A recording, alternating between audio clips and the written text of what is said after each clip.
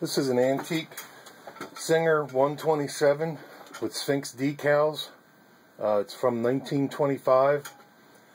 Serial number is AA794737.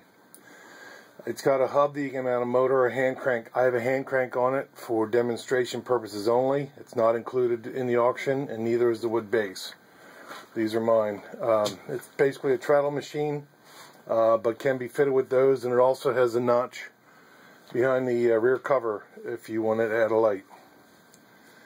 And I've got 6 layers of denim. They were already stitched once for photo used in the ad, and just show you while it stitches.